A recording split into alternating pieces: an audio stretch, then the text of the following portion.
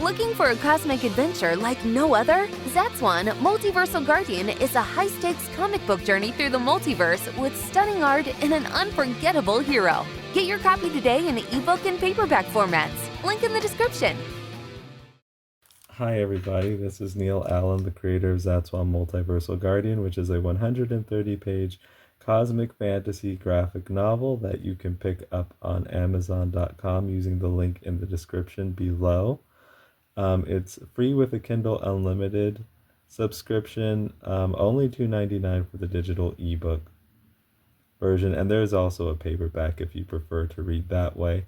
And I am actually working on coloring in Zatswan. You may have seen me ink up this panel in my Green Lantern and Hawk Girl Return to Green Lantern Corps video. And now we're going to be coloring it, and it's interesting that we are going to be talking about coloring comics because that is the subject of today's video. There's another YouTuber named MatthewLesniewski. I hope I pronounced that correctly. I'll link to this video below. And I'm jumping in on this discussion, of course, not to be combative. He's putting forward the idea that if you're a comic creator, you really need to color your comic, which I don't think that I agree with, and I'm going to bring out the reasons why. I'll let him do his talking for himself. And again, you know, when you like do video replies, I think because there's so much drama and stuff going on, it might be a good idea just to put this out there. I'm only doing this kind of to add to the discussion because I have things to say, not to be combative or any kind of drama purposes. So we're going to listen to what he has to say, and I'm going to interject some of my views as we go along. Let's jump right into it.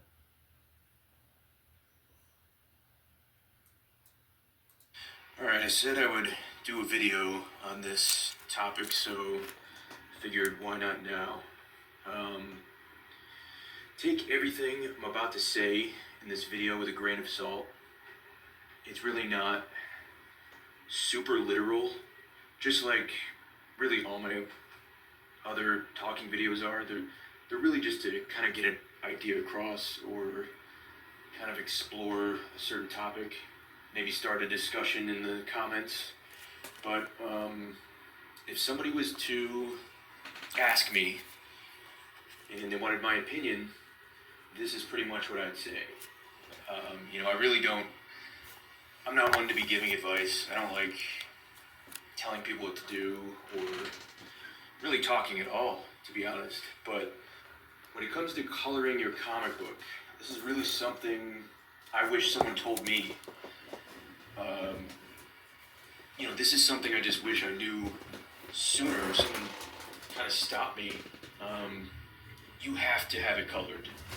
You have to. And to be more specific, really what I'm talking about is if you want it to be a success within the U.S. weekly new comic book, well, really it's monthly, but you know, people can go in every Wednesday and get new comics. If you want your comic to work in that system now, you pretty much have to have it in full color. Or okay, so I'm gonna pause right there and offer some comments. Now, usually I would, like, if this was just a typical conversation or discussion, I would let the individual continue their thoughts more. But because this is a YouTube video, I'm going to, and I kind of already know where he's going to go with this because I've listened to the video already. I'm going to like interject right here. So here's what I would say to that. First of all, the whole general premise of you're going to need to have it colored if you want it to succeed in like that direct market space. First of all, I don't think that is true. I don't even know that he believes this is completely like absolute true. I don't think he does, but he's just, you know, speaking in general terms. First of all, I kind of don't believe that. I don't believe that's true. I can kind of see why somebody might think that. But the main thing I want to talk about, though, in regards to this is my second point. Okay, if you're an indie comic creator, which this individual is, and which I am too, you gotta think outside of that box. You gotta get out of that box. Like, I gotta get into the comic shop system. That's what I would say, honestly. Like, that's my advice. That is, you have so many more avenues available to you that, and that system's not likely to be kind to you anyway. What would be better for you are things like probably Webtoon and Tapas and avenues like that. I would say probably you stand a good chance of having more success over there right now than you do in that kind of more typical direct market comic book shop system. And also, it will be likely easier for you to get into that more web comic system. So you have things like crowdfunding. You have things like Webtoon, like we mentioned, online webcomic spaces. And what this creator is doing too, you have things like YouTube. And I would probably advise an indie creator like this person is. I'm looking at his art and stuff like that. And it's good. I really like it, but you're already doing this really offbeat looking thing, and then you're talking about trying to make your comic less offbeat. Like, oh, I'm gonna have it colored. Well, what I would say to you, like, just by looking at your stuff is already offbeat. So, it's already, and that's not a bad thing, not at all, really. But it's kind of interesting to me because if you look at his artwork, very distinct, does not look like the stuff that's typically going on with like those superhero fans. And that's what you're gonna largely, not completely, but largely run into when you go into the places where DC and Marvel, are playing. Like, that's their sandbox. So I just think it's kind of an interesting thing. You're like, let me, like, it's too offbeat over there to succeed with them, to have your comic black and white, because their audiences aren't used to that. But then you're coming in there with this really offbeat, just the line art is like weird. Not weird in a bad way, just very different compared to very different compared to a Marvel or DC house style. So it's just kind of interesting to me. Like, I'm gonna go way this far. Like, I'm gonna make my thing really, really, really, really different from them, but I have to conform to their kind of standards and their ways of doing things when it comes to this particular issue, which is being in color. That's just kind of it. So it's kind of interesting. But like, the art's not bad at all. So that's not the issue. It's just very different compared to like what those direct market people are typically putting out over there. And what I would say, like, just starting up front, if you're a couple things. If you're just an indie creator, you have to think bigger than the comic book shop. Now, maybe the comic book shop is your trip and it's what you do and it's what you grew up on and all of that stuff. And I understand all of that, but you just have to think, and it's not bad to try to get in there. I'm just saying that it would behoove you to think beyond just that. Think beyond just what works with direct market comic book readers. Like, the world is your oyster in this respect. There are so many different ways you can build an audience. I don't know why you would want to kind of limit yourself to just that, or to even primarily attempt to cater to that, especially when you have this like offbeat type of comic, offbeat in regards to what is going on in DC and what is typically going on in the comic book shop. Now, I'm not going to say any of this stuff is going to be easy, of course. Building enough of an audience to launch a successful Kickstarter, something like that, it takes some grind, it takes some hustle and all of that. what I've discovered is that no matter what you do, likely it's going to take grind and hustle, and it's not going to be easy no matter how you get it.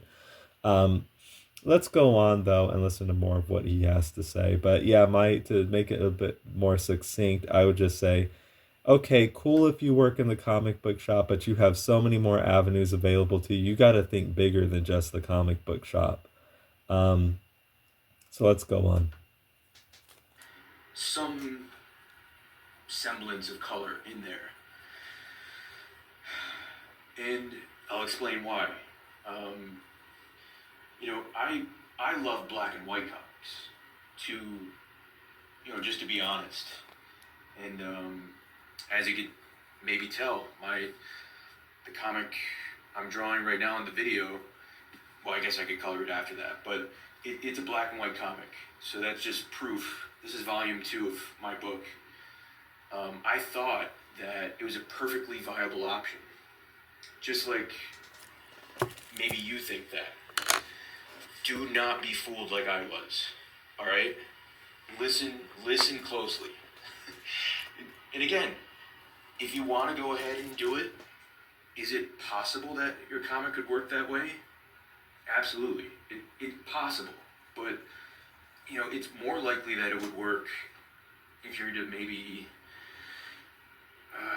kickstart it or whatever, self-publish, that kind of thing, or even do it as a graphic novel, and it's not a monthly release.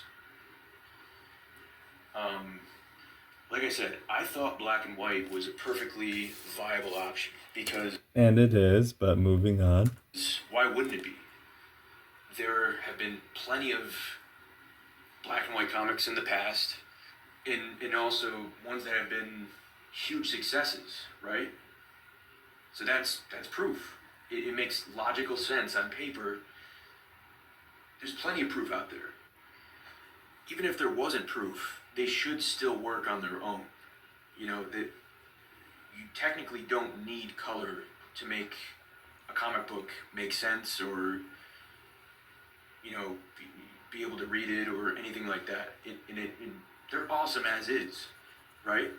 But even besides that, let's say you're not worried about, I want it to be this big, mega success, which I don't even necessarily want that either. I mean, it'd be cool, but it's not priority number one. I want the comic to... Okay, so I'm going to interject here. I obviously, who am I to, tell a person what their goal should be? But I would say don't sell yourself short. Swing for the fences. Try to shoot for the moon. You never know.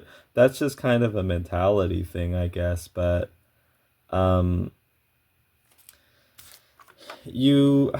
heard something not that long ago where people said something like I think it was in a defense for setting what are seemingly unrealistic goals.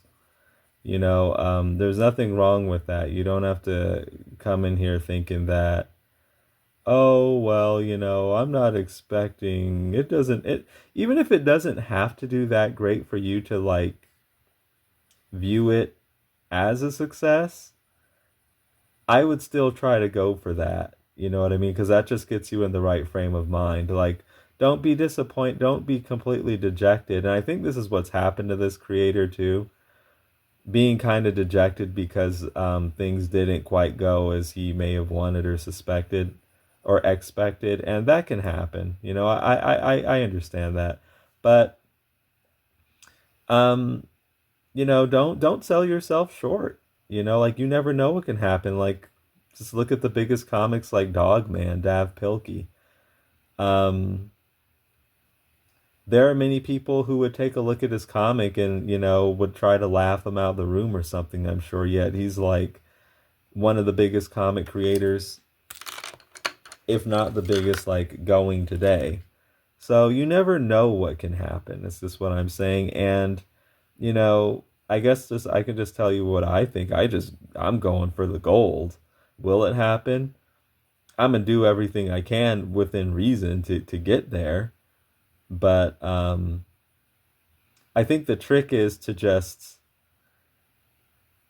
while I'm saying kind of set high expectations, you also, in a sense, want to temper them. You don't want to be crushed if you don't get there on your particular timetable.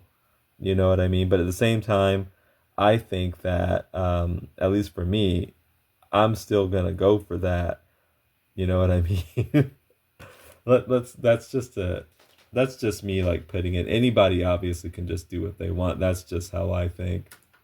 To work, I want it to sell, but I don't need it to be Walking Dead, for example, or Teenage Mutant Ninja Turtles. And there are dozens of others we could name that in the past that has worked. The Crow is another example, but that came out years and years ago, and it's still, I'm pretty sure, selling great. The thing is, though, it's been almost grandfathered in.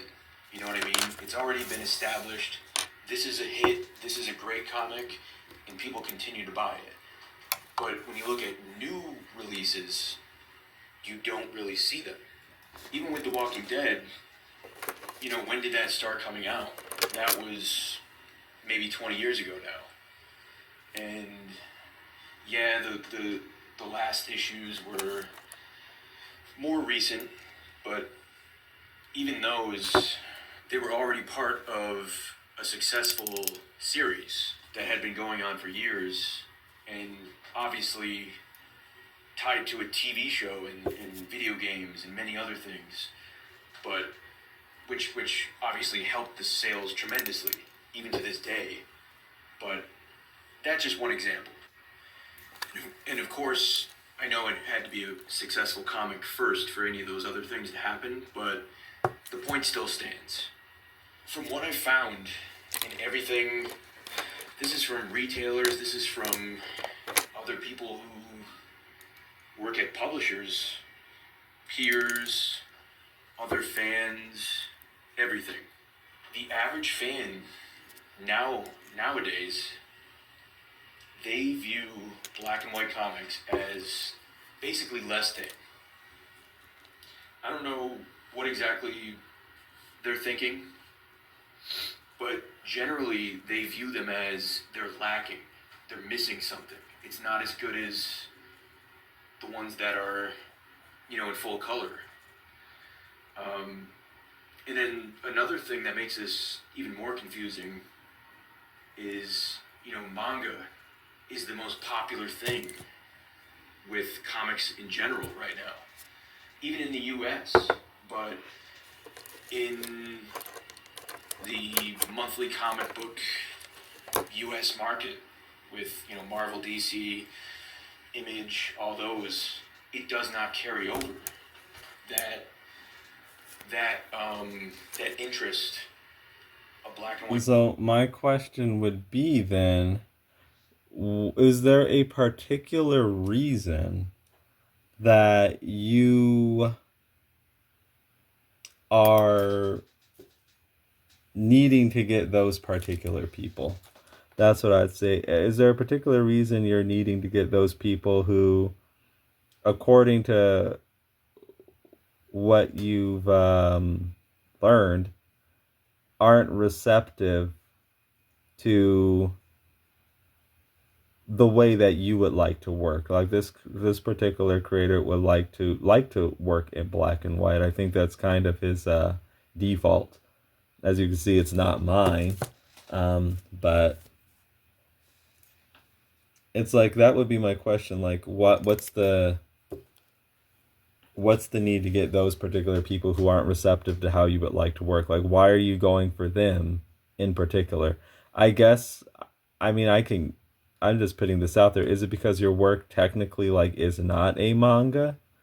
Like, you're not working in that style, so you're kind of feeling you need to conform more to what's acceptable to your typical Marvel and DC people? Well, I'm going to go back to, these are just my thoughts. Like, if I was just talking to the person, which I guess I am, just looking at your work is already not looking like Marvel and DC. Just your line work isn't. So I'm a little bit confused because it's like you want to conform to them in one respect, but you don't want to conform to them in another big respect. Like your art just doesn't look anything like their work, typically speaking. Now, I'm talking about typically speaking. Obviously, Marvel and DC publish a lot of stuff.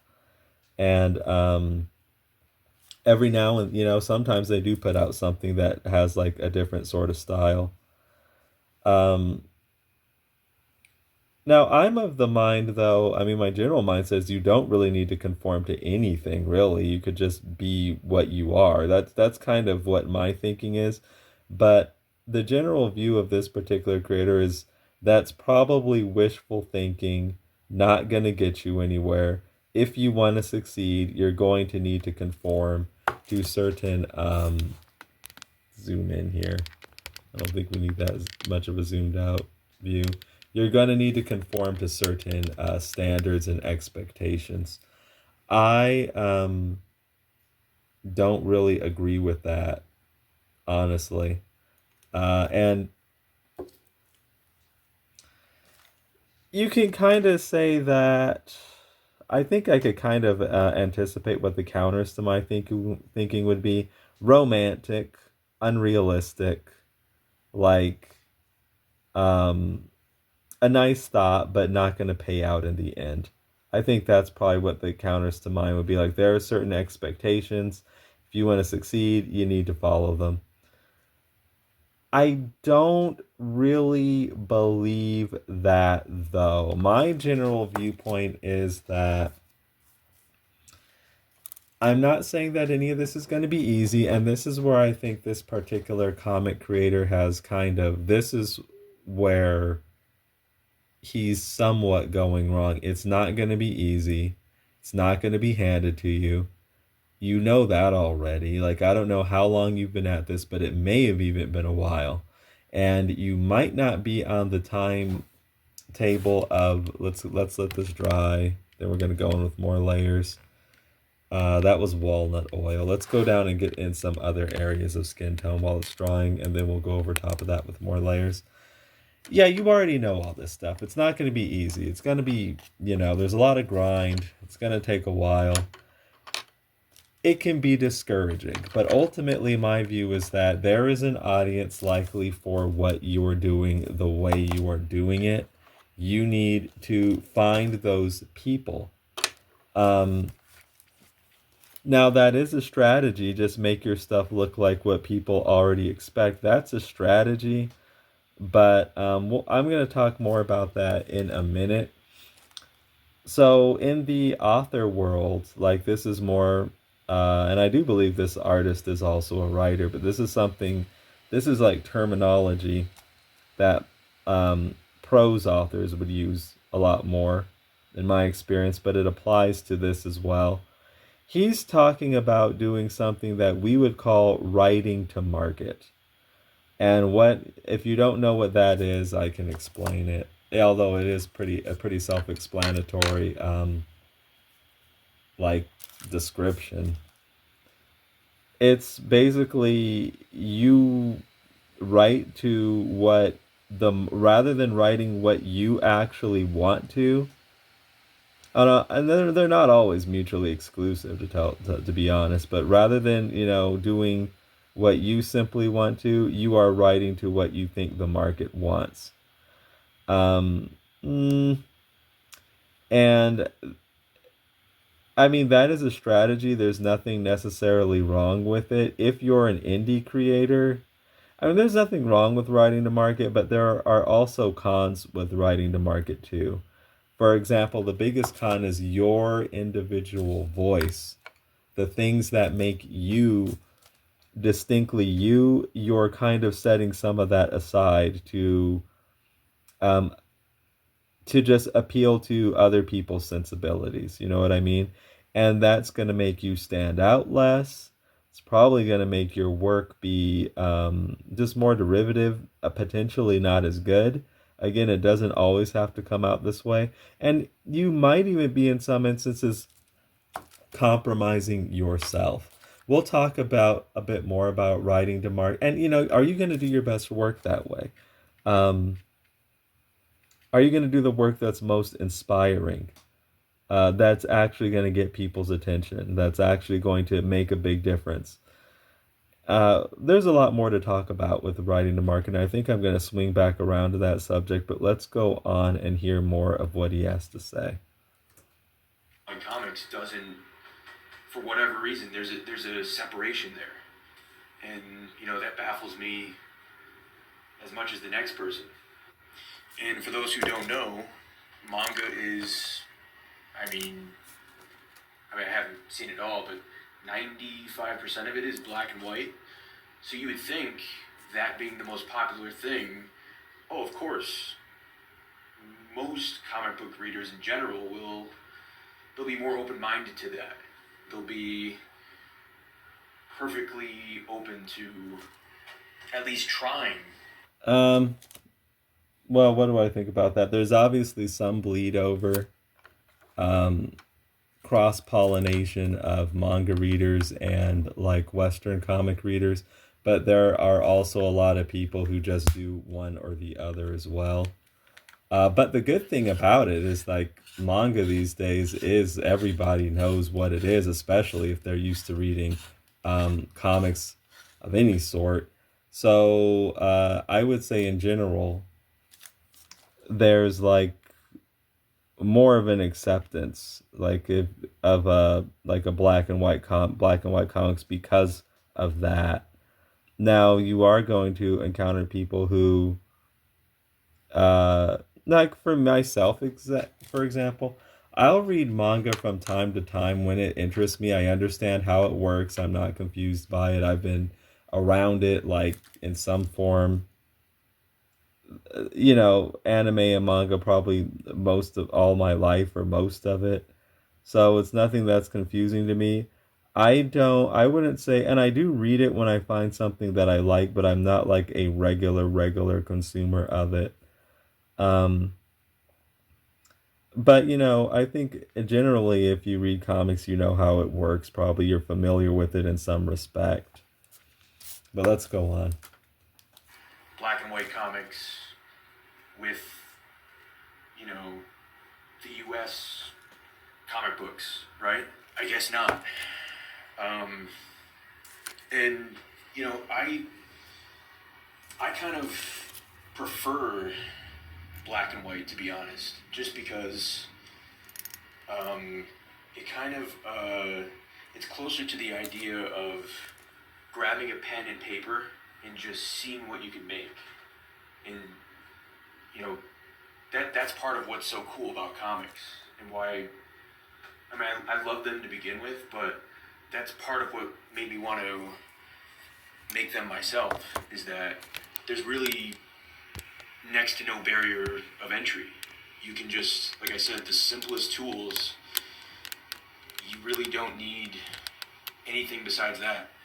And with that, you can make just about what you see in the final result of a black and white comic is the same as what the original art is. That's what my comic pretty much is. Like when I'm drawing, when these panels are done, that's essentially what the comic will be, other than the lettering.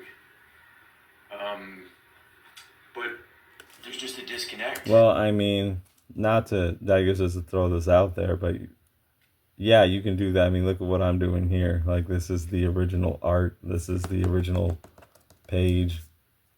You can do that with color too. I'm sure he knows that though, but I get what he's saying. Yeah. I guess there's no reason to put this out there.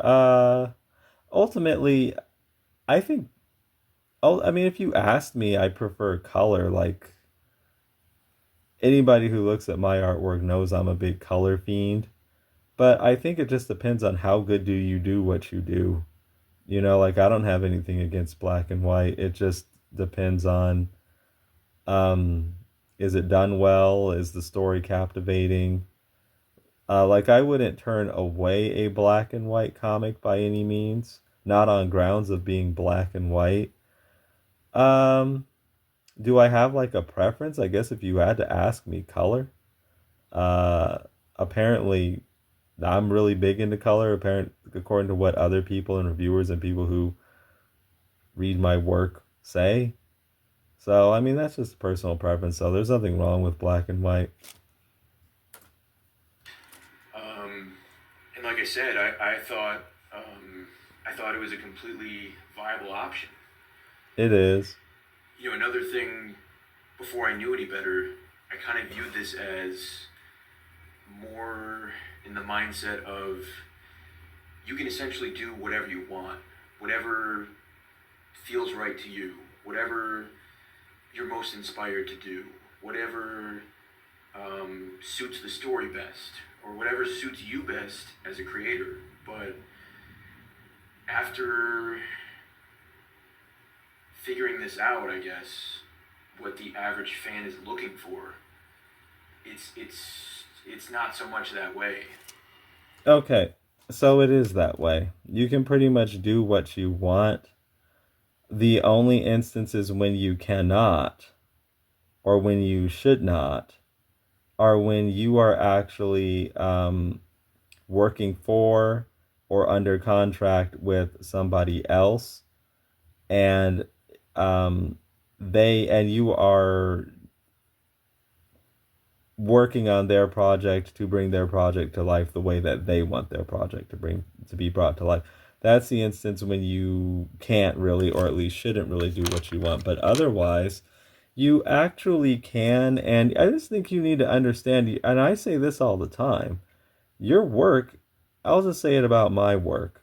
I already know my work's not going to appeal to a lot of, to some people. Like that's just a given. You got to go in accepting that. That doesn't mean, however, that my work is going to appeal to no one. Now, the thing about it is you just have to find those people who like what you have to offer. That's the whole thing. If you can do that, you've made it. You know, you found your audience. That's the big thing, finding your audience. Same thing here on YouTube. Same thing. Let's continue layering with these colors. Same thing with comics, like Spider-Man, Marvel. They found their audience. That's all they did. Like, some people could have looked at their work and said, "What is up with all of this? This is weird," or "There's something strange about it." But they had to find the audience, you know, that appreciated what it was for what it was.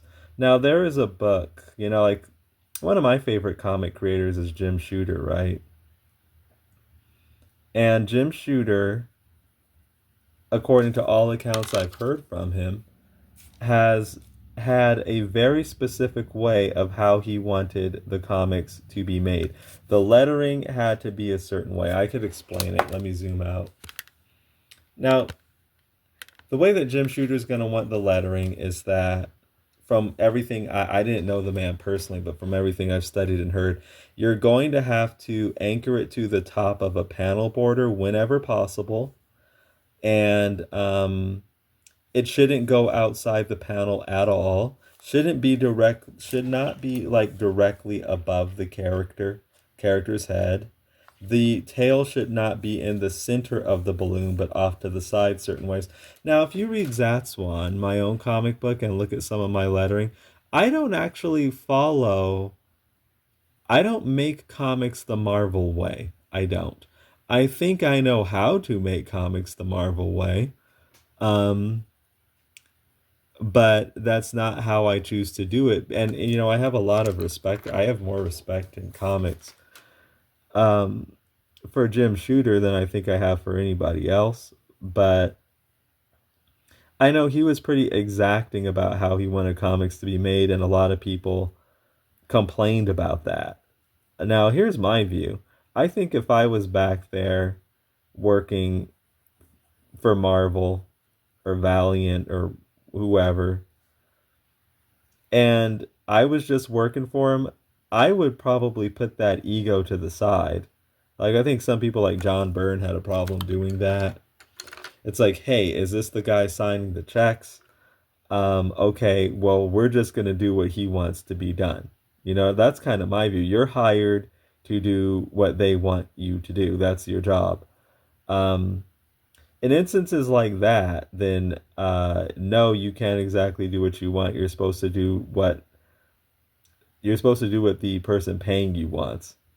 Um, but I guess what I'm getting at is that while I have a lot of respect for Jim Shooter and he had his way of doing things, I also know that, and I don't even know if Jim Shooter fully realized this, but I mean, I'm sure on some level he did.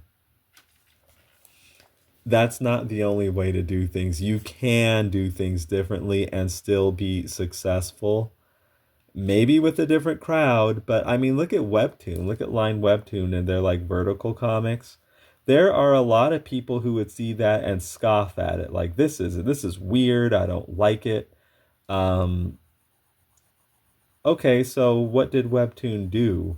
Webtoon found the group of people who were receptive to what Webtoon had to offer. Webtoon didn't fold and say, oh, our format's just not appealing to these readers who like a certain type of thing. They like it another way.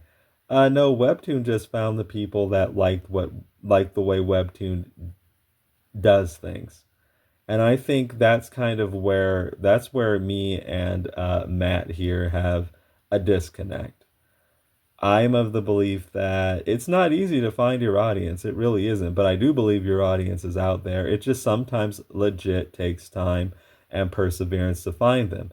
I think that Matt did not find his audience to his satisfaction at a certain timetable, got discouraged somewhat, and said, I need to start making adjustments myself. Now, the thing about it, though, is like it's not completely a situation where it's always going to be one or the other.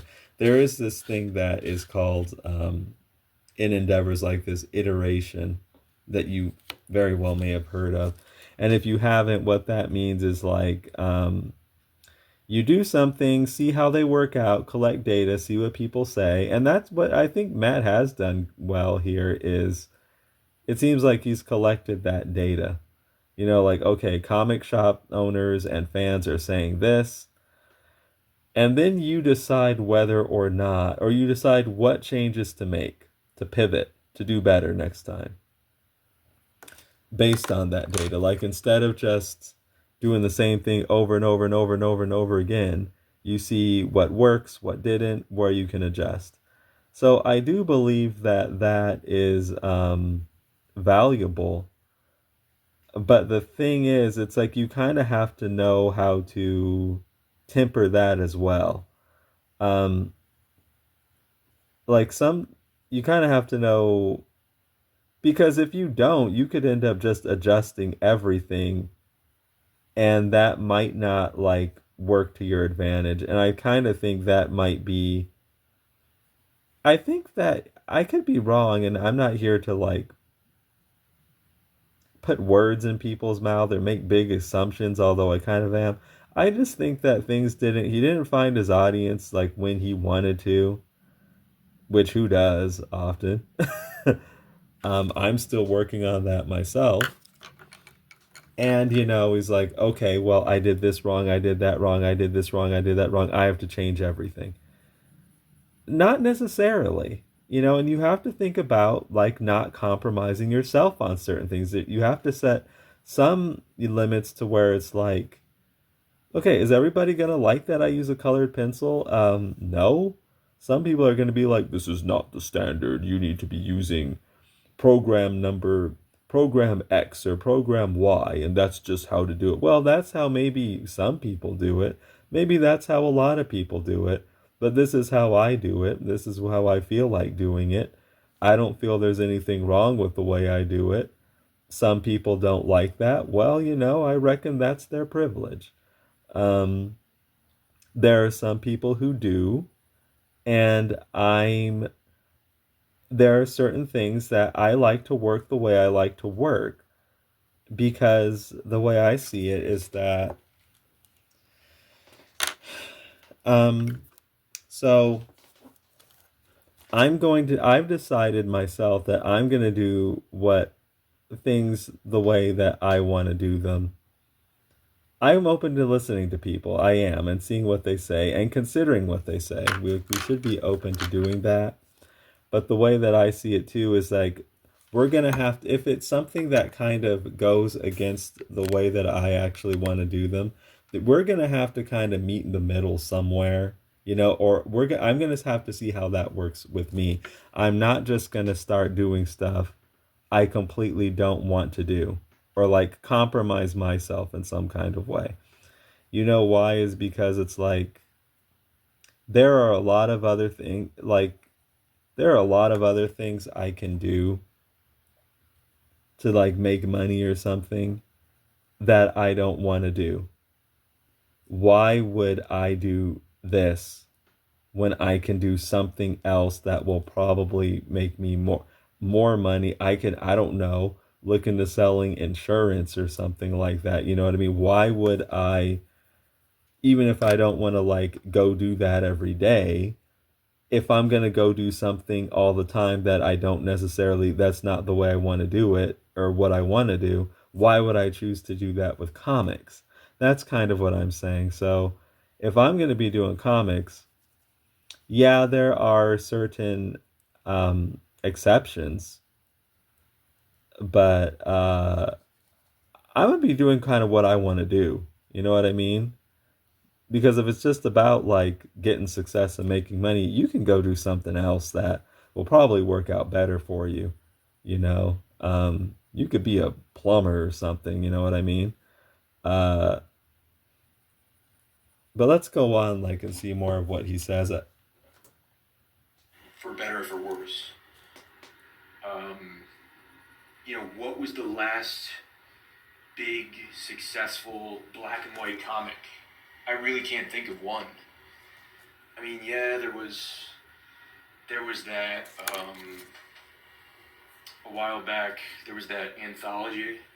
I think it was an anthology of Batman Black and White. But, I mean, that's Batman, so it's already it's gonna get a little bit of a boost. Well, a lot of a boost, just from that. And then, I think that Conan comic that came out somewhat recently, that's been pretty successful.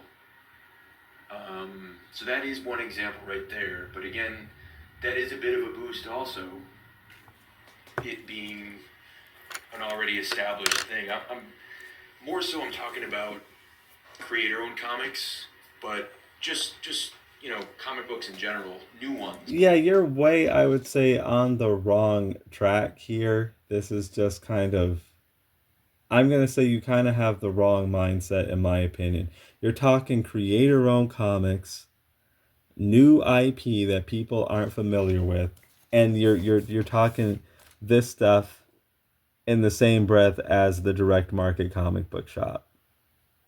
That's not where you need to be going. Let me talk about that for the reasons why.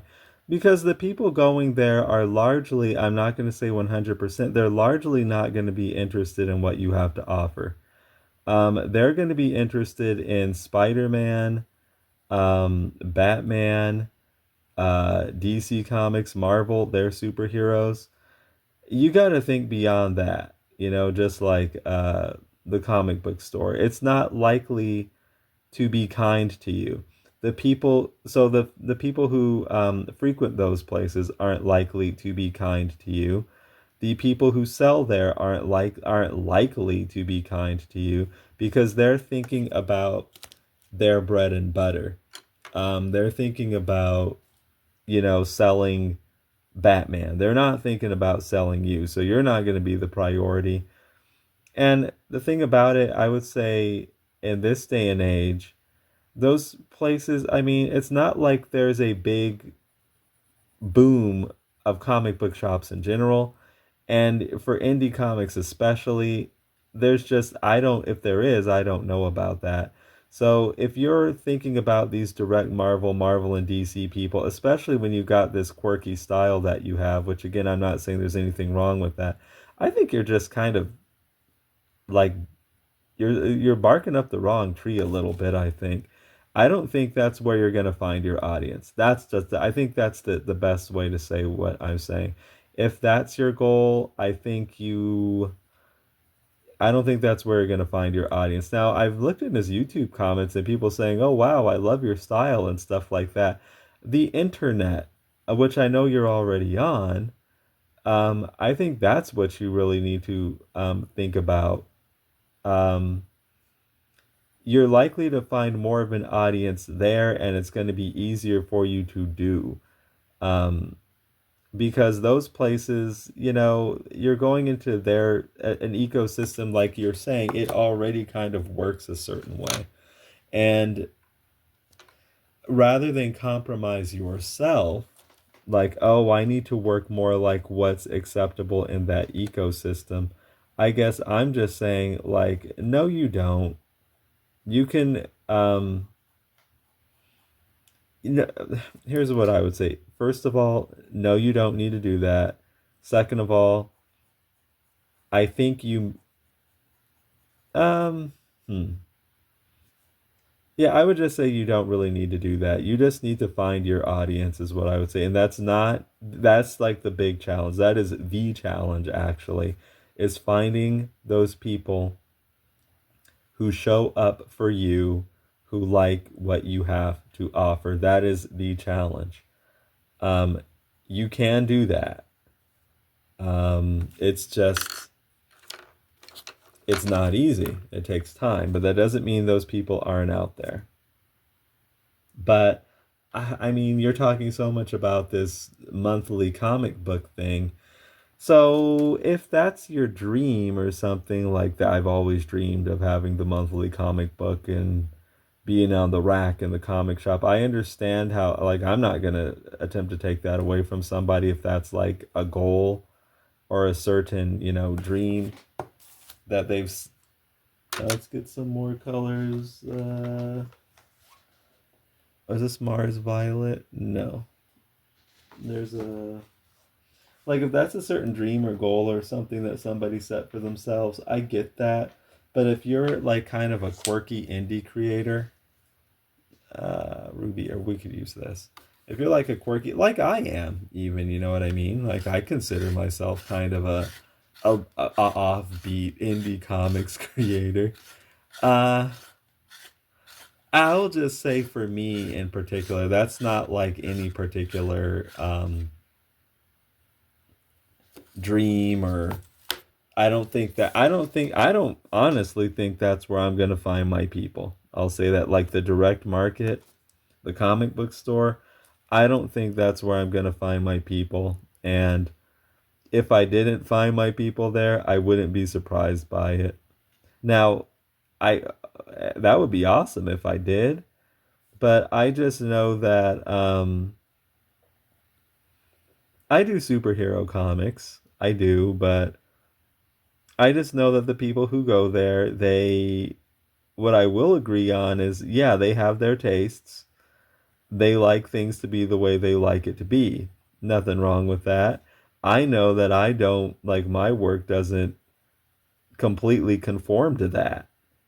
Not always.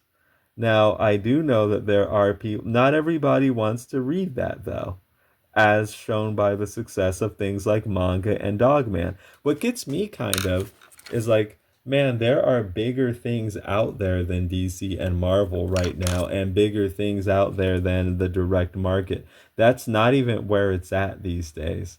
Like, I'm not going to be one of these people who come in here and say comics are dying and Marvel's going to be dead in like 2 years. They got 2 years tops. They got, no, that was always a bunch of nonsense. And the people like preaching that stuff were always conning you. And nowadays they're just finding new and different ways to attempt, at least, to con you. No, I'm not going to say that that Marvel and DC are dying, but I will say, man, like, I think your thinking could be kind of antiquated if you're thinking that you need to jump on that kind of wagon. You really don't. And that's kind of my take on things. Like, Marvel and DC and the way they do things, that's not really where it's at. Like I was saying, I liked Jim Shooter a lot. I think he was very successful. He had his way of doing things, but his way of doing things, I also, and I'm not just talking, it's not just in regards to Jim Shooter in particular, This is kind of the mindset in general. Yeah, he had his way of doing things. It worked for him. And one thing that I also know is that's not the only, there's more than one way to skin a cat, so to speak. So, no, my balloons don't have to be exactly the way Jim Shooter would have done them. My formula for this and that doesn't have to be exactly the way Jim Shooter would have done it, even though it worked for him, even though it worked for Marvel. And they had a lot of success with that. Those, you know, because those are kind of arbitrary, not completely arbitrary, but sort of arbitrarily set rules, right? Like, who decided that? Now, obviously, like, they had success with that, so they developed some standards for how they wanted their books to look, which makes perfect sense. But I mean, at the same time, I realized they're not some kind of god or something that came down and set some sort of Mosaic law or something like that. No, they just set some standards for themselves, which makes sense. That doesn't mean I have to follow them, you know. And oftentimes you get interesting stuff from breaking those rules, you know. And the thing about it is, like, to just go back to that point, Marvel and DC, these days, why are you going to want to? I'm not saying stuff to like disparage Marvel and DC at all. Um, like, I'm not one of these people that like has something deeply against them, like they've wronged me and I just want them to perish. No, I mean, not, no, not at all. But it's like, uh, I also recognize that they aren't the be all end all when it comes to comics today. Maybe they were at different times in comic history, but they're not now. So I don't know. I don't get this idea like why you feel you need to conform to them and their fans. It's like Webtoon didn't do that. Manga doesn't do that, as you're saying. The stuff on Topis doesn't do that. Dogman doesn't do that. Why are you wanting to do that, especially when you naturally don't do that? That's kind of what I'm saying. Your natural MO is to not to conform to how they would make a comic. I'm sorry if I'm kind of sounding a bit like forceful. I don't want to come across as aggressive. Um, but what I'm getting at is like, okay, like my natural like this, the natural way I would operate is not to conform to how they do things, and I don't see that as any kind of negative. Actually, it's a positive. My goal is to do um my goal is to do what I do so well, and I haven't always achieved it, but I think as more time goes on, I kind of do. To do what I do so well that my work is undeniable. Like, I don't have to look like them. Um, like, even though this is kind of my take on the thing, and now I'm just kind of freestyling stuff in general. Uh, my goal is to do what I do so well that even though some people, it is different, but it's also undeniable. You know what I mean? My goal is to do even better than what people are used to seeing from those other people. You know, so it's like, oh wow, this guy has like now this is the way here, not the Marvel and DC way. That's my goal. Now, will I always achieve that? With some people, yes. With other people, no. But I guess kind of to make this kind of point succinct, why are you putting Marvel and DC and the Marvel and DC fans? And I don't understand why you're putting all that on a pedestal, especially when it's kind of like hurting these days. You know what I mean? Um, like, I just don't like. I can kind of understand it somewhat if it was a dream to like, but then again, your work doesn't look anything like Marvel and DC, so I don't know. Let's just go on. That are being made. Other than those, I really can't, off the top of my head. I'm sure there are some, but by and large, there really aren't any. And I think there's a reason for that.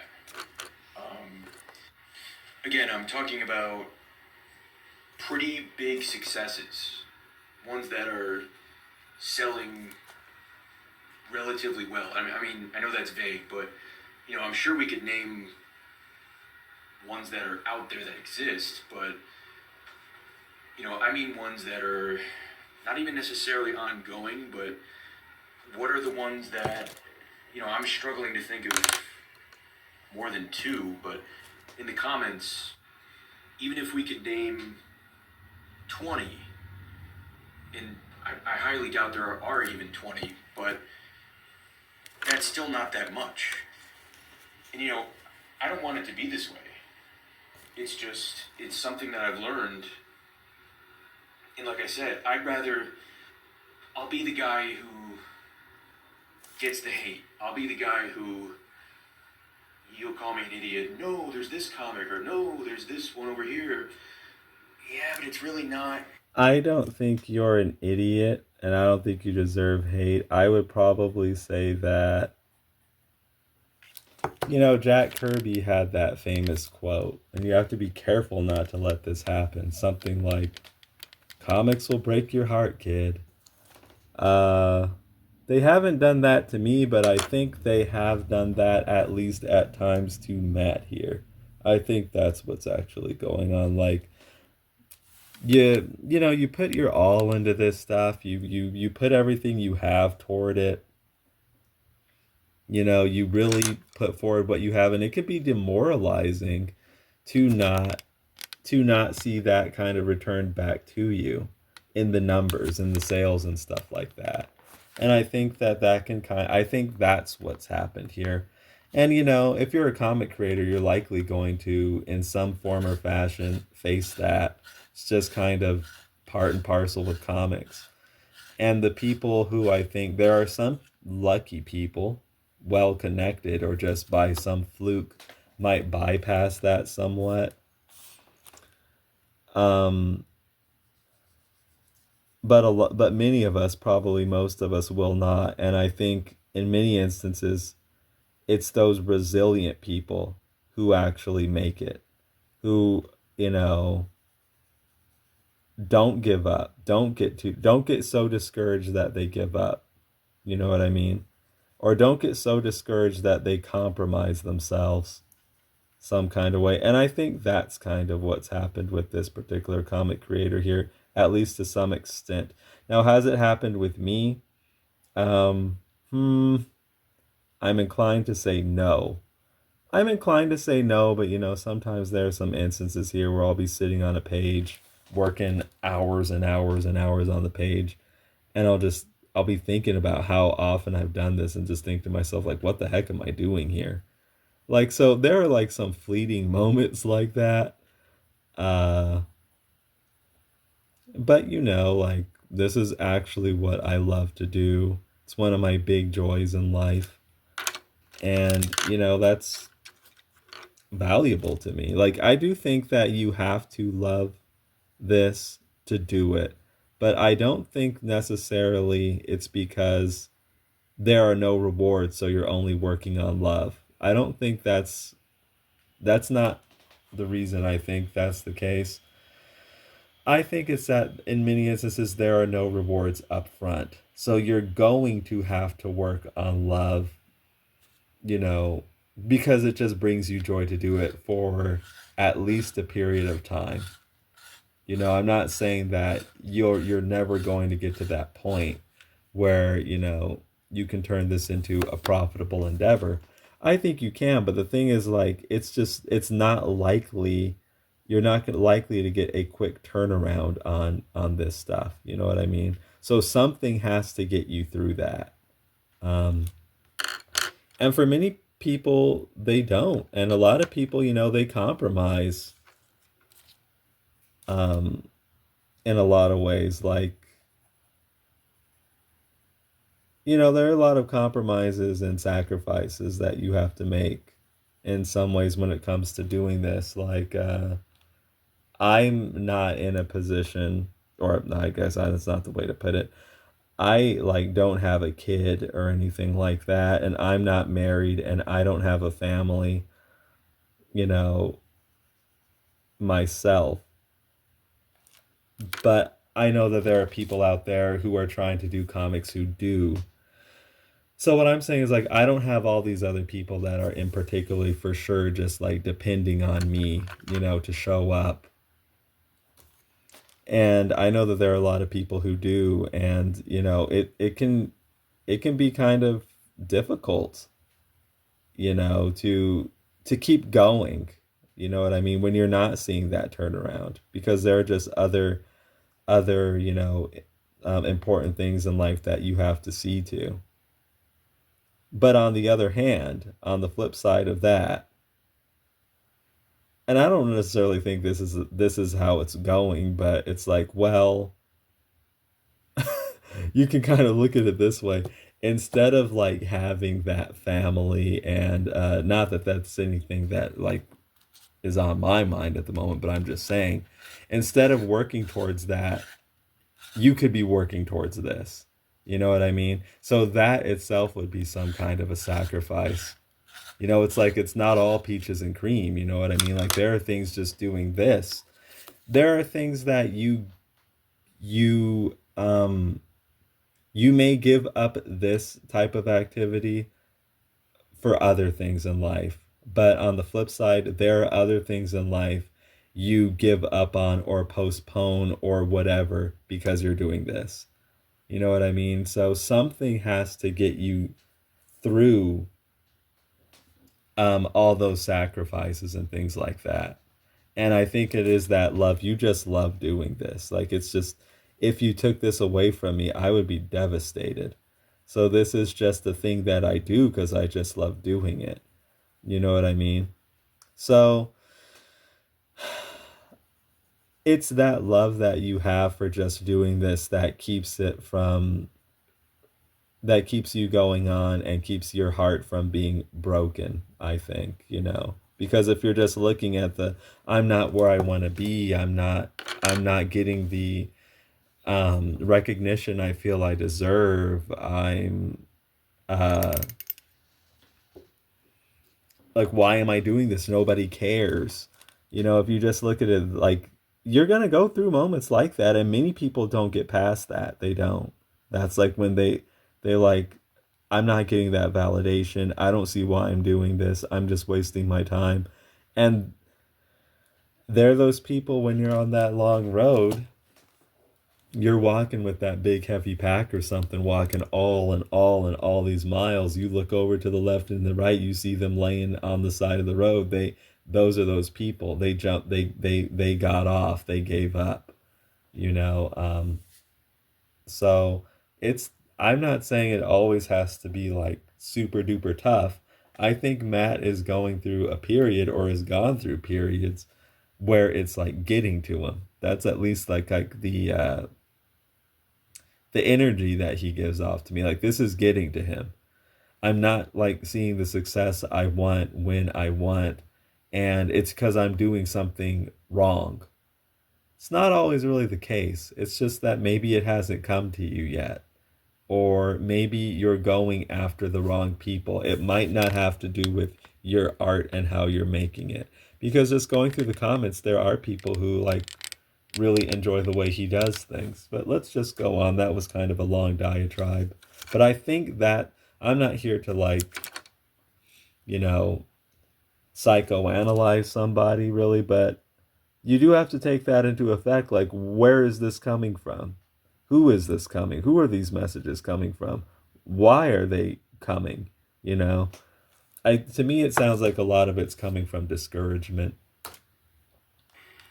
And, you know, no shade for that. I mean, I'm not saying that to like diminish what he's saying or poke fun at him for being discouraged or anything like that. It's just not at all. It's just, like I said, that's some form of discouragement's just part and parcel with this activity. The thing is, how much do you let that get to you? How discouraged do you get? You know, let's keep going. Not a big thing. And all I'm trying to do with this video is get it across to you that, you know, if it was a younger version of me, or just some other comic creator who doesn't know any better, maybe I'm the last one to know this, but I suspect I'm not. So I'd rather be the person to get that message out there. If you want your comic to work, don't just leave it black and white. It's probably, you're at least, how about this? Even if it does work, and I mean, let me be really honest. My comic, and I'm not just using mine as the example, but it is an example. And don't be confused and think, oh well, his comic didn't work, so he thinks everything, any black and white comic won't work. No, don't fall for that. I'm trying to tell you, but I've learned it by doing a black and white comic.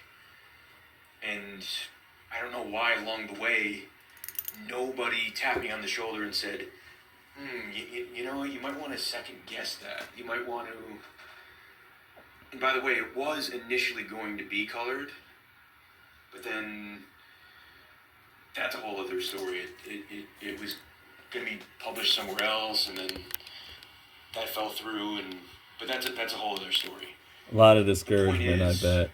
The first issue, as anybody would when be, it was being published and put out in comic shops, it did, I'm not going to give you the exact numbers, but it did pretty good, especially for the publisher it was coming out with. It didn't do what they wanted, didn't do what they expected, but even other comic shop employees that I've talked to and stuff, and just seeing numbers everywhere else, it did solid. It did decent.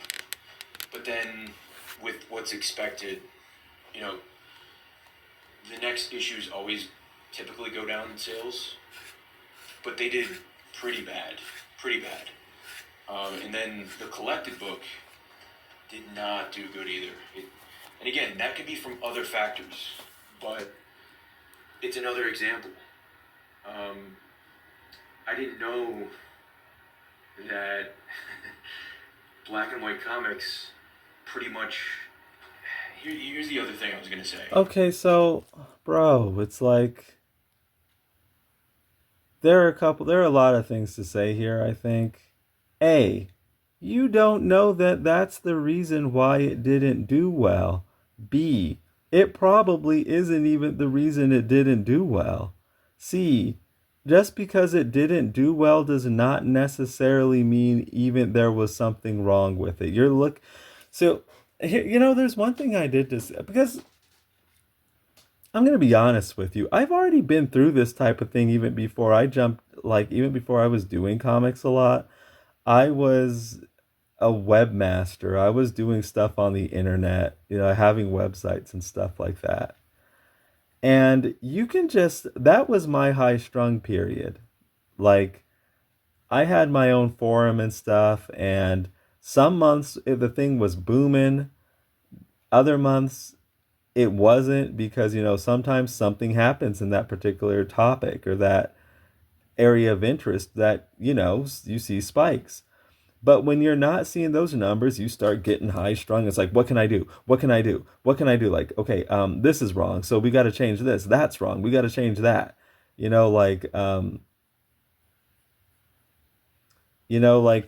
So you're looking for things to do, you're looking for reasons like, why is this wrong and what can I do? You're looking to do something. And this is where that iteration can be a pit. None of this stuff is bad. It's always, you have to have it in some kind of balance. Sometimes you're actually not really even doing anything wrong. I think, Matt, you're looking for something you did wrong because your comic didn't see the numbers that you wanted. So I think now you settled on, it was in black and white. Not necessarily, man.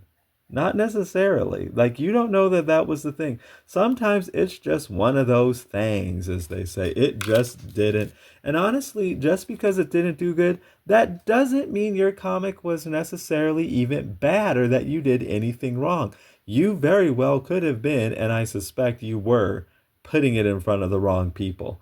Now, have you ever considered that maybe you were putting your comic in front of people who weren't who just weren't gonna like vibe with what you were doing. I would say that's the most likely scenario. Like, of course, I am speaking from some ignorance here because I mean, I don't know. I didn't look at the comic, I didn't read the comic, but I am pointing out common possibilities. You put your comic in front of the wrong audience. You have to let me explain how this works. Every time I make one of these YouTube videos, right? And I know these videos are long. They're not meant to be quickies. They're meant to be pretty deep. They're for the people who actually care. I'm having a real discussion here.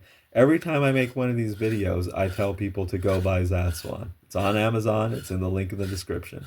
Every video I say that at least once.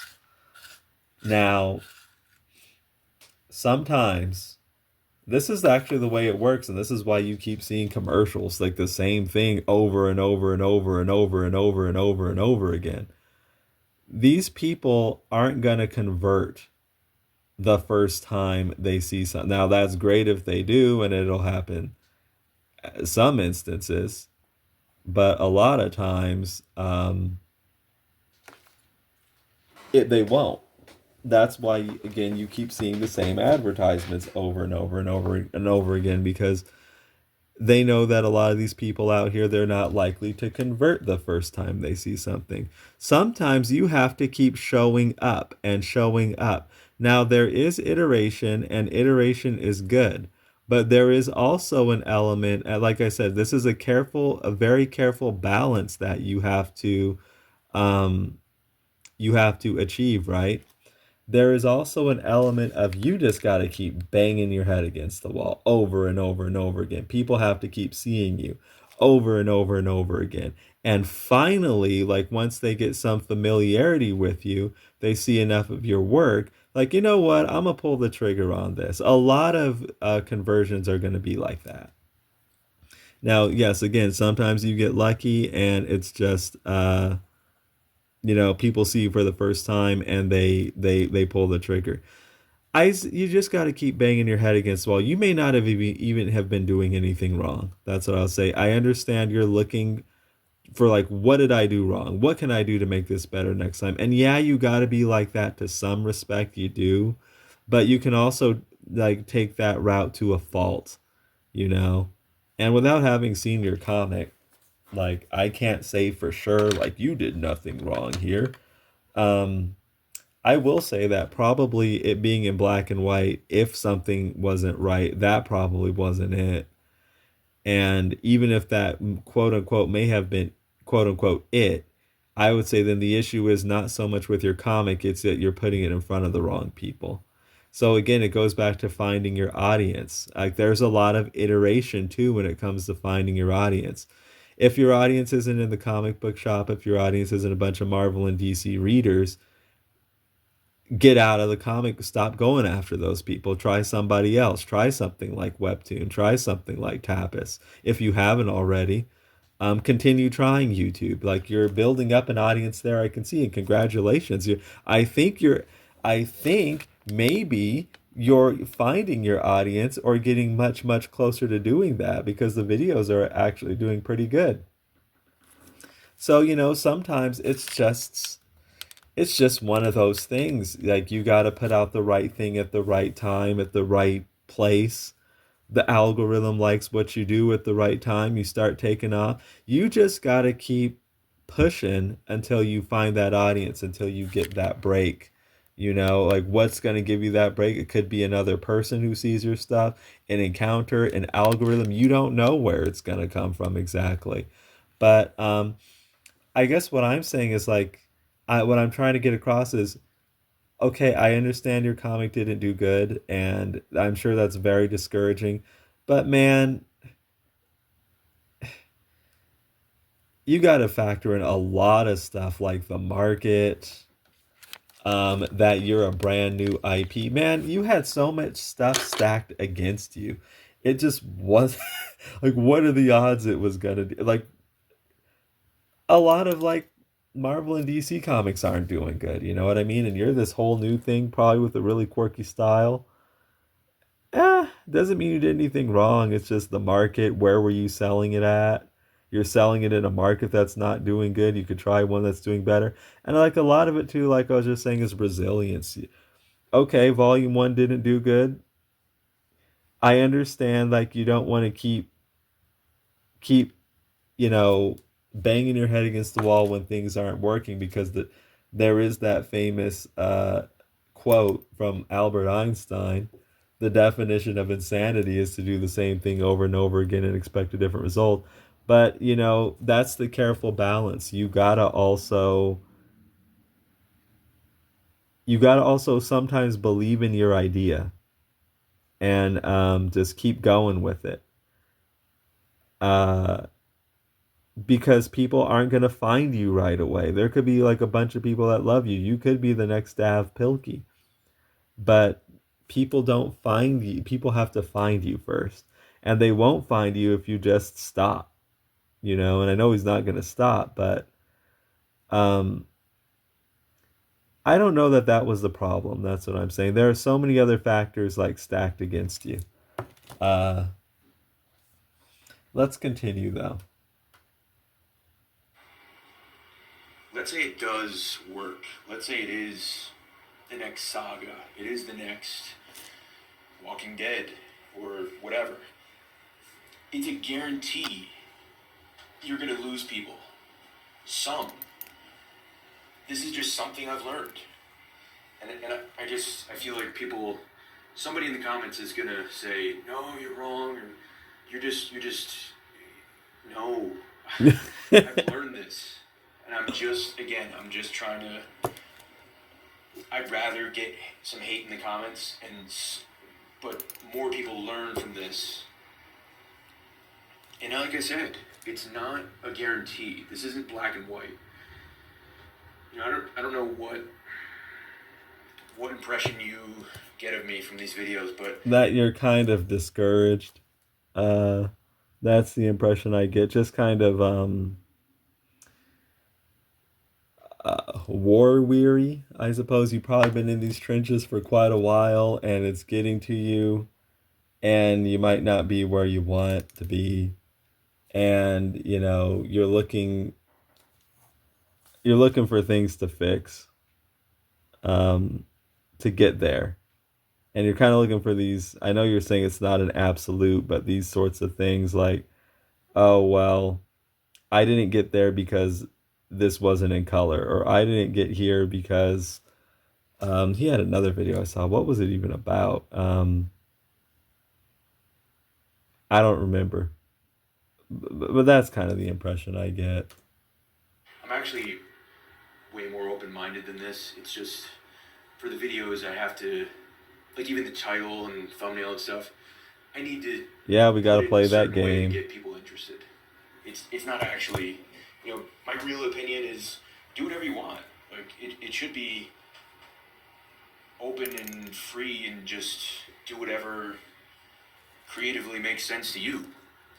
But if you're trying to get your comic to work, if that business side is an element, then all I'm saying is I wish someone told me.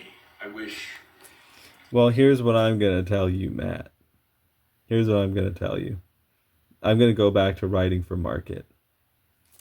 You're trying to meet the expectations of a market that is there. You're not trying to tap into something.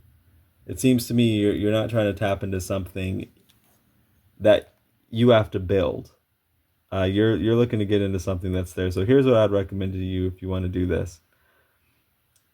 Stop doing what you're doing. Stop doing this comic at all. I'm going to take this to the extreme. Stop doing this comic at all. Let me tell you what you need to do. You need to start writing prose novels. These novels are going to need to star a white woman.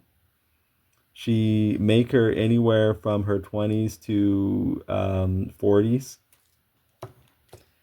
This woman is going to be sexually ravaged and ravished by a male werewolf in the werewolf form.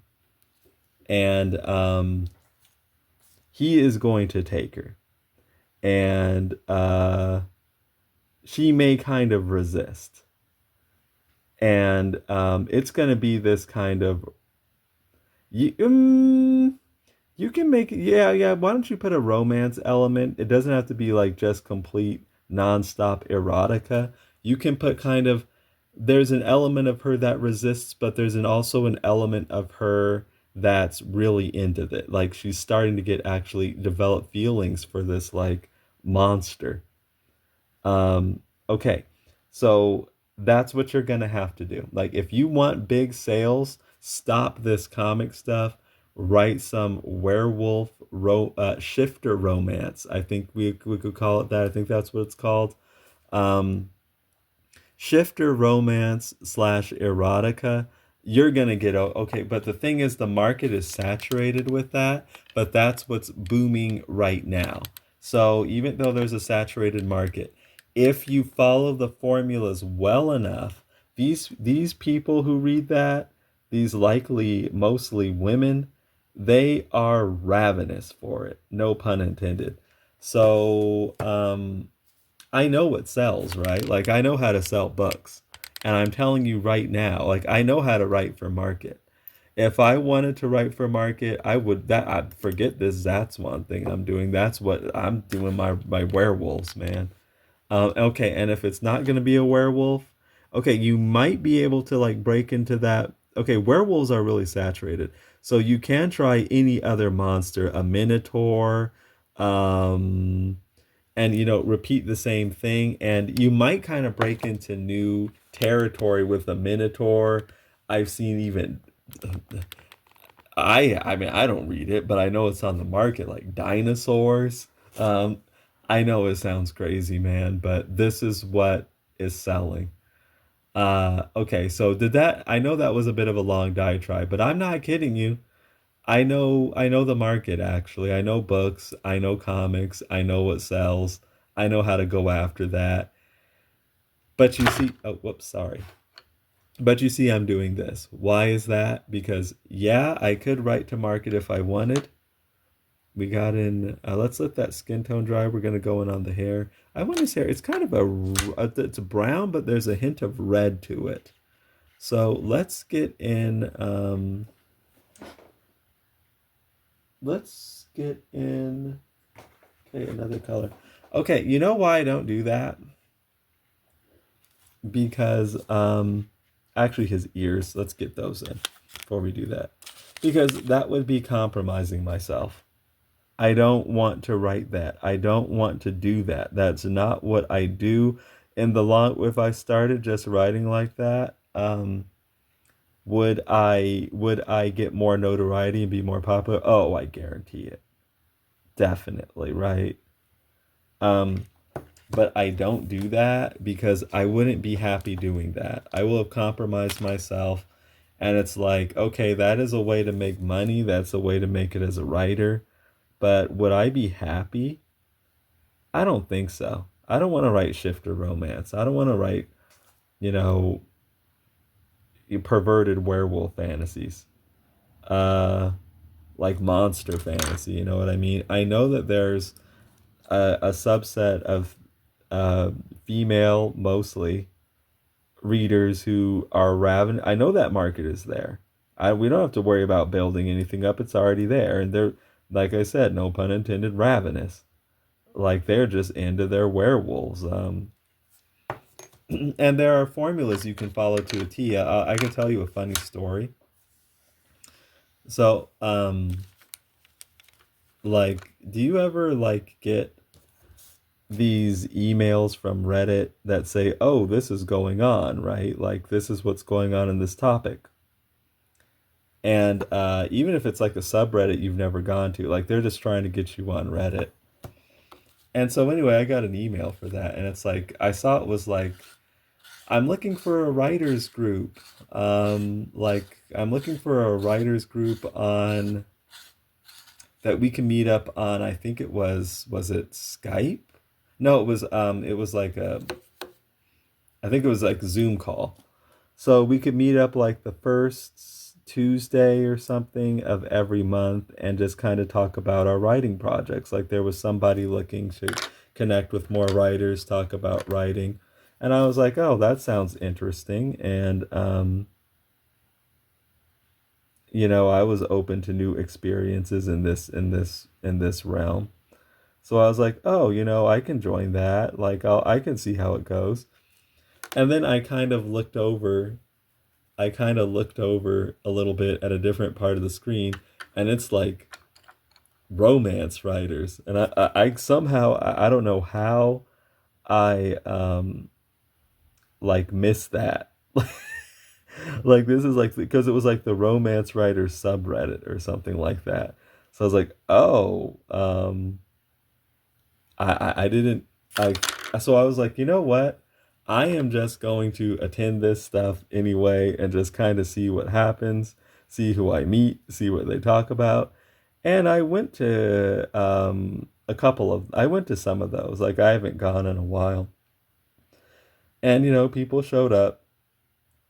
And yeah, people work at getting all this stuff down to a T, all these formulas. They got all the terms. Like, what kind of romance are you writing? I'm writing the bully romance, the enemies to lovers romance. They got all their categories down. And I learned a lot of their tricks.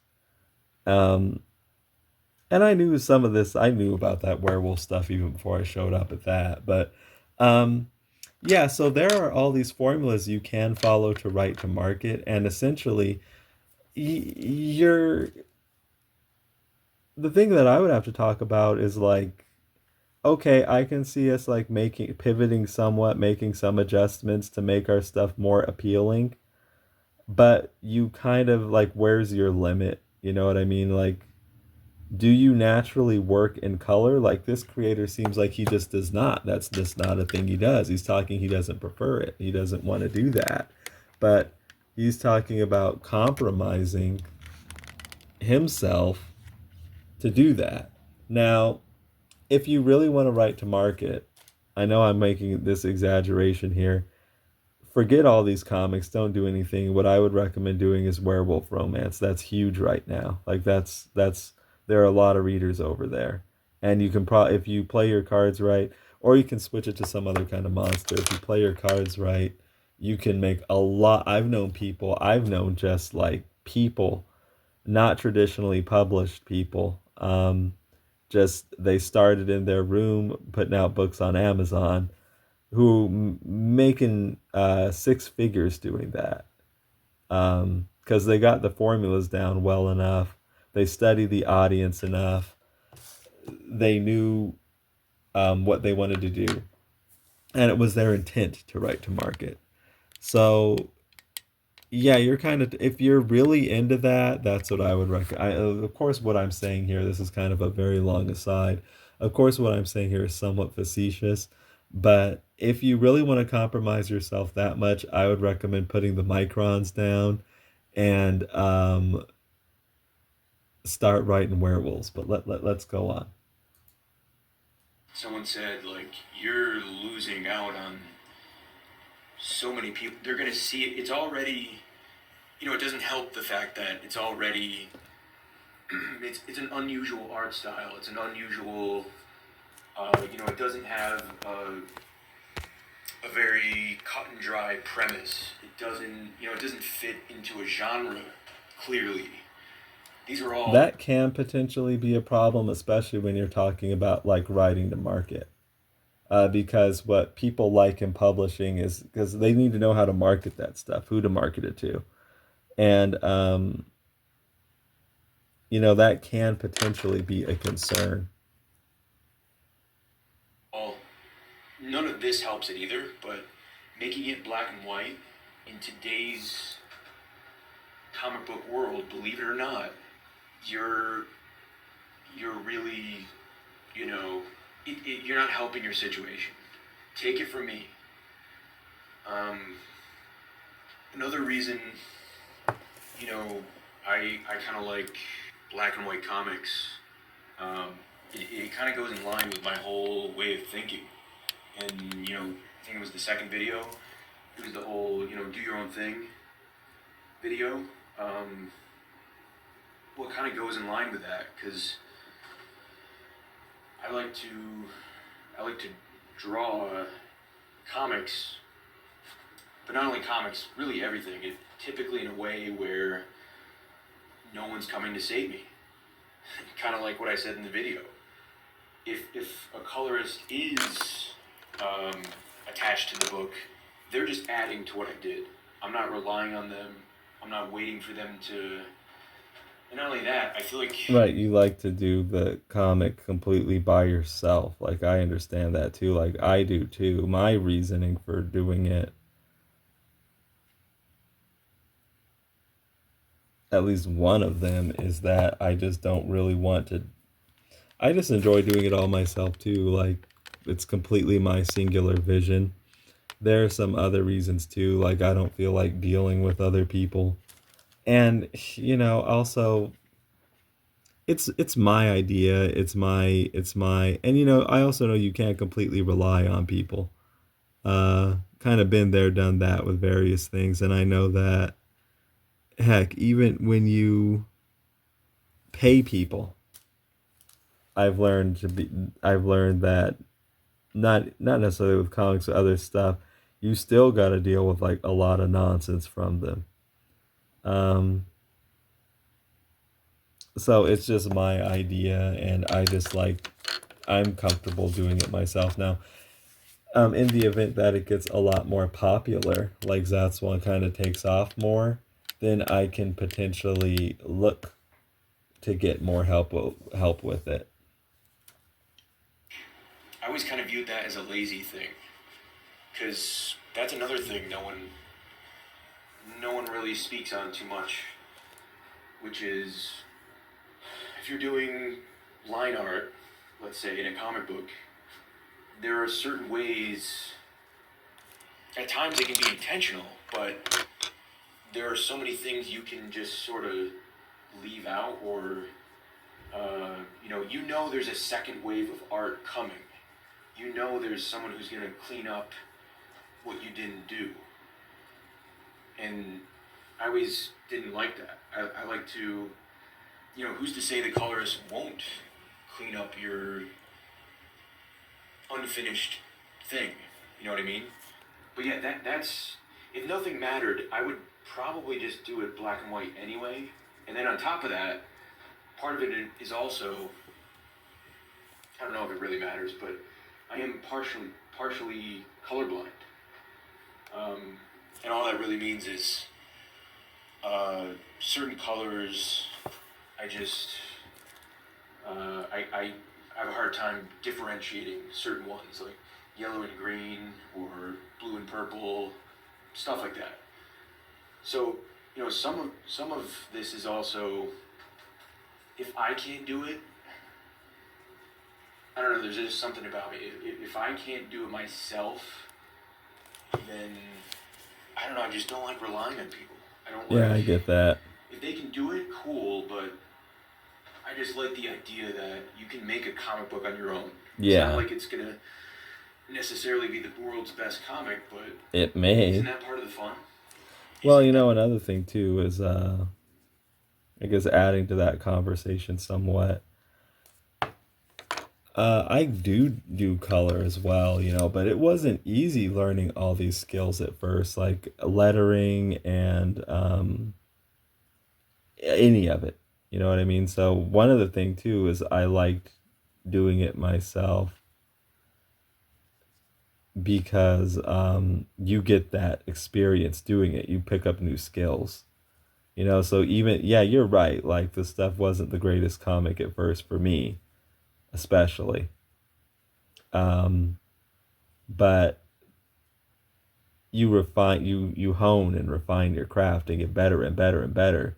And then you become a really good colorist, a really good letterer, a really good penciler, a really good inker. But to get there, you need that experience of just doing it, you know? So one of the reasons why I liked to work on comics myself too was because I needed that experience, you know. And then I just became an all-around better comic creator and better artist. I think we're coming down to the end of this, and of course I don't want the video to go on too long. I think he has more or less said everything that he's going to say.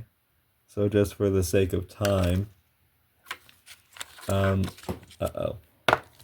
I knocked a colored pencil on the floor, and let me get that. You don't want to leave it there. Just for the sake of time, I think we could end up closing this up. So, I can kind of appreciate what he's trying to do, just trying to help people and give people his like practical, this is just the way it is type of advice. Like, and I can understand that. And it could even seem like, you know, this is just the way it is. Like the way I think, like the way Neil Allen thinks is like romantic and not realistic. And, you know, it sounds nice, but it's not going to get you anywhere. Yeah, I get all of that. Believe it or not, I am actually a very cold, in some respects, pragmatic individual. And I understand like that sort of thinking. Believe me, I do. It's just that I just don't think it's exactly true in this case. I think that, and I'm not saying this to disparage or poke fun or diminish or anything like that. The creator here got discouraged because his book didn't perform how he would have liked it to have performed. So he's looking for something to fix there. He has settled on, well, it's in black and white, because either someone suggested that, told him that, or he did his own, surveys on people, which isn't bad to do. But what I would say, what's it going to be then, you know, Matt, when you put out another volume and it's in color and you get a similar result? Are you just going to decide it's something else too? I understand iteration, and iteration is a good thing, but here's what I would say. Sometimes you're actually not doing anything wrong. Or sometimes it might not even be with your book. You have to factor in, where are you putting your book? Who are you putting it in front of? Then you have to factor in stuff like, there are times when you just need to be resilient. You know what I mean? Like, that counts for a lot, just resilience. Like, okay, it takes time for things to find their audience, right? So maybe the first volume didn't do well, but guess what? Oh, how big was the book? I don't know if you said, but also it just takes time for people to get into things. You know what I mean? Maybe like enough content for it has to build up for people to get deeply invested. Like if it's just a 40-page, maybe even 60-page thing, that might not be quite enough for you to get diehard fans of the thing. And sometimes it just takes time for that to accumulate. Sometimes things don't get popular right at first. Um, you know, so while yes, iteration is a thing, resilience is another thing. Like believing in your idea. So I'm not saying though that, all I'm saying is that there are other factors definitely to consider. It's not just all oh, the comic was black and white, so it had to have been this. That's way too simplistic. Way too simplistic. Do I think black and white comics can work? Yeah, if they're done well. As you're seeing here, I don't do black and white comics. Like, probably visually, the thing I hear most about is my coloring. You know, like, whoa, look at this coloring. Or, look how we did that. Look, this is how this guy does this. So, this is coming from me, right? Who's big into coloring and stuff like that. But, and who prefers coloring and, you know. But still, you put a good enough black and white comic in front of me. It's happened plenty of times, you know. And yeah, I could definitely lose myself into that. Let me know what you think, though, on what Matt is talking about here. If you want to watch his video, um, there is a link in the description for it. You can look at it for yourself. And let me know about what you think about, you know, some of the ideas that I put forward and what you think about the topic in general. Do you see a black and white comic and you just turn away? Or are you actually, would you be willing to read those? Let me know what you think. And thanks for sticking with me as I got in this skin tone here on Falx, who you can find in Zatswan Multiversal Guardian in the link in the description on Amazon. Be sure to leave me a review too if you pick that up. All right, thanks for sticking with me for this length of time, and I will talk to all of you again very soon. Be sure to like and subscribe and share. Take care.